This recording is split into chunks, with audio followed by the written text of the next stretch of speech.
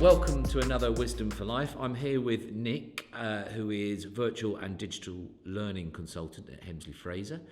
Welcome, Nick. Hello. And today we are talking about virtual learning. So, Nick, if you could just start us off with a brief overview of what we mean by virtual learning.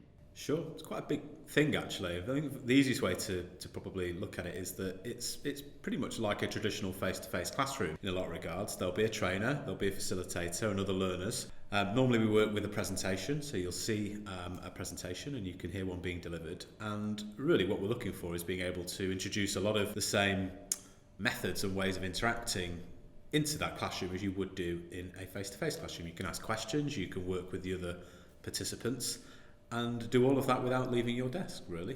Excellent. So you've touched on the benefits there of it sort of being accessible, if you like.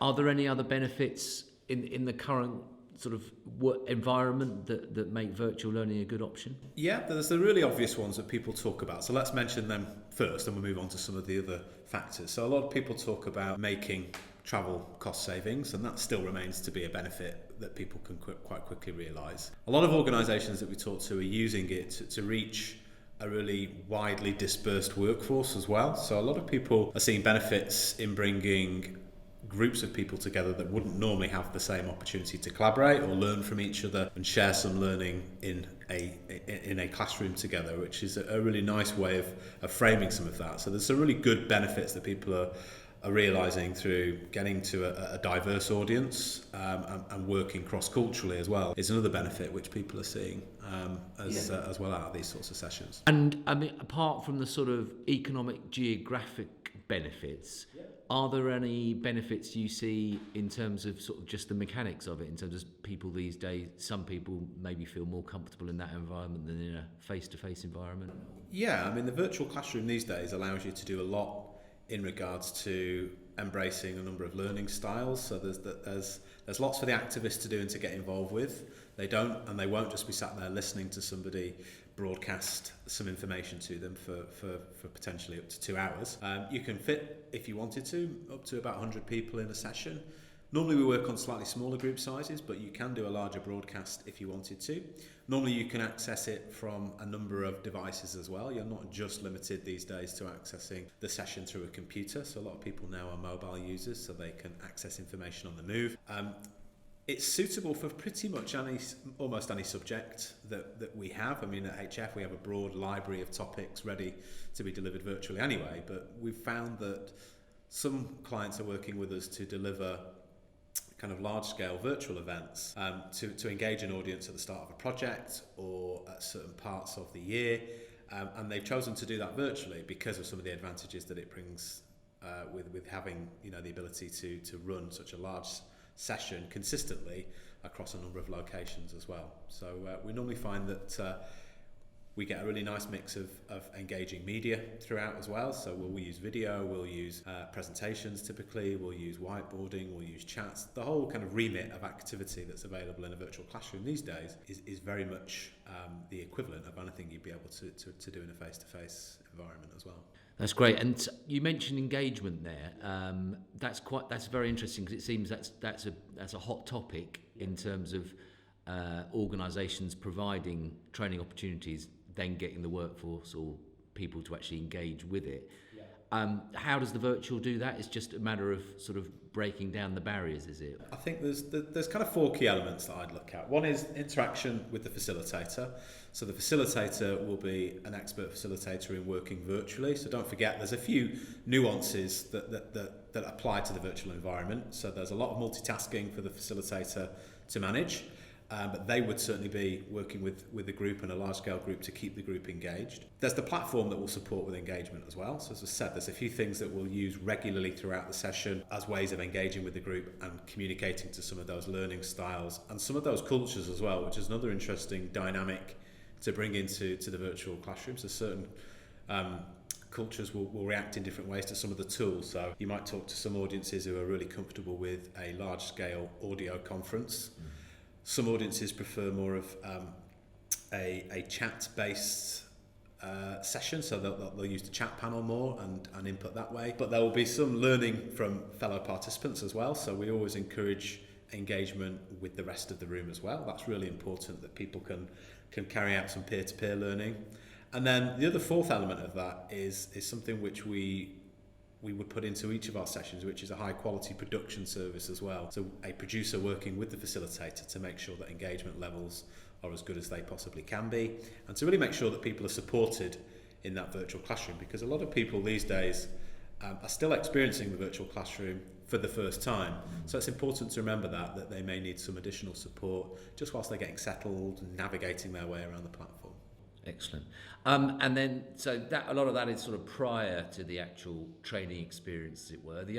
Another hot topic is the post-training experience and actually applying the learning or discussions to the workforce or to the work environment. What does the virtual approach offer? Any potential benefits there? Yeah, I think what we normally would set a session up with is let's say a typical sort of 90-minute session would take place, and that's a delivered, highly facilitated piece of learning.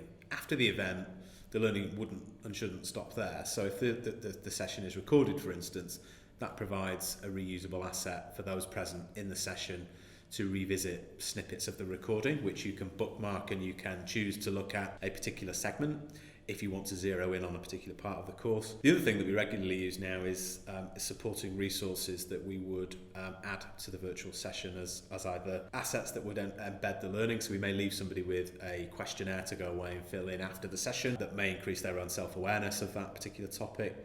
And then when they listen to the recording back, they can actually still download those assets from that recording. So it very much becomes a reusable asset back in the organisation, and as well for pushing that back out to a wider audience who may not have been present in the live event. They still feel the benefits of what's happened in the virtual classroom as well. That's great. So when you outline the benefits in those ways, it seems, if not a no-brainer, it seems like a very sort of benefit-laden way of doing training. Yeah.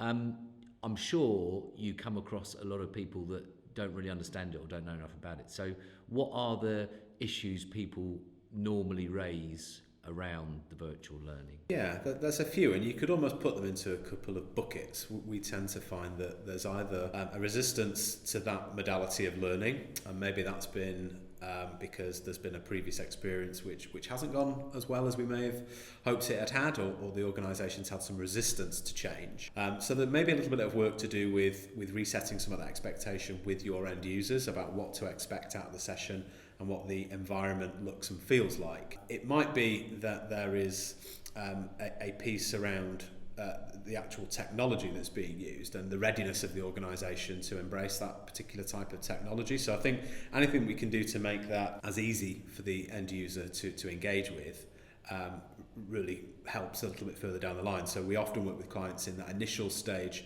to make sure that the right amount, let's call it that, of if you like, due diligence is done.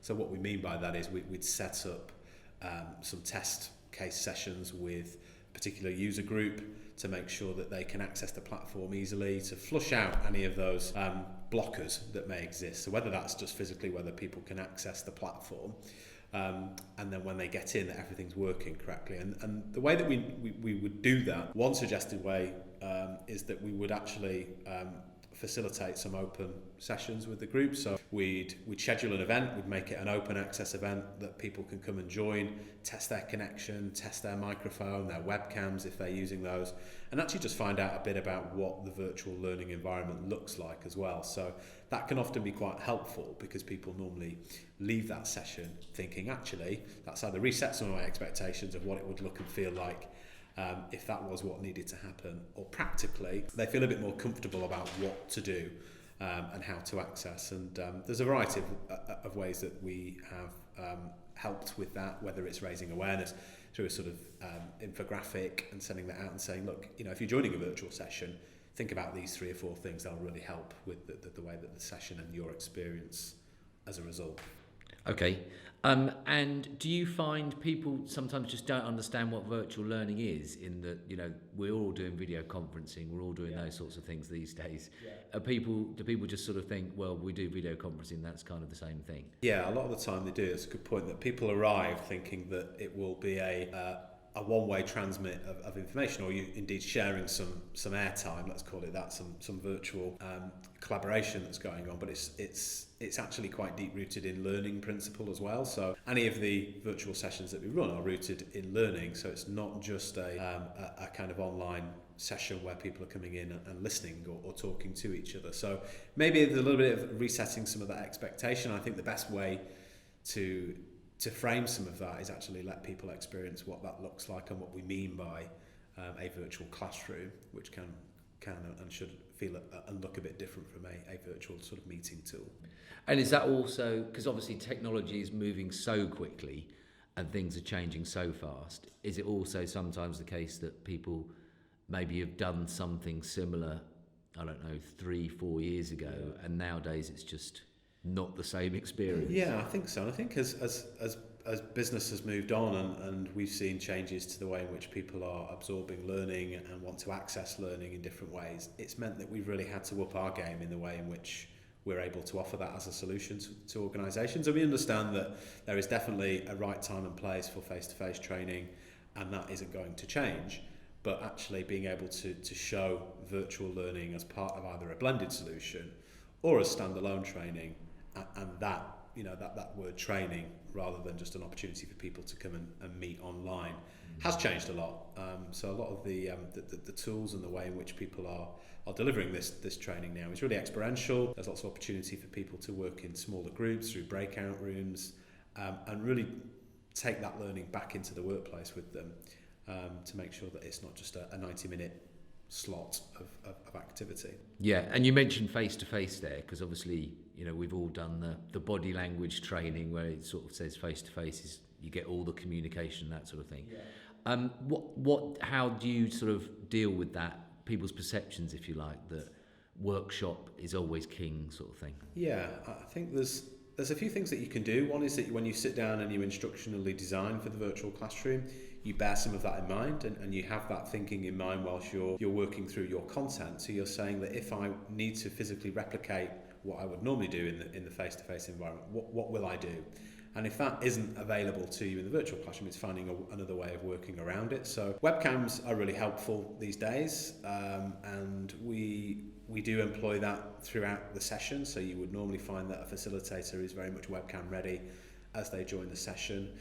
We've certainly seen more ability to stream video into these sessions for people now in such a way in which they can engage with the product and not fear bandwidth restrictions. If that does exist, and I appreciate that that's not always practical, then what we do is either make some of that visual material available either before or after a session, so that people can always revisit in their own time when they're perhaps better connected in that regard. But I think, yes, a lot of that instructional design about bringing in the techniques or the ways in which we would engage with groups in a face-to-face environment is eminently possible in the virtual classroom these days. Are the final question, are the topics that are better suited, do you think, to virtual learning? I don't know whether it's because of they're complicated and multi-format is a better way of doing it, or it breaks down boundaries, or... I think a lot of the stuff that we are hearing now, and some of the perfect environment for a virtual classroom, I found, if we're talking about working remotely, a lot of the time the challenge is how do we demonstrate some of those best practices when it comes to working virtually or managing remote teams.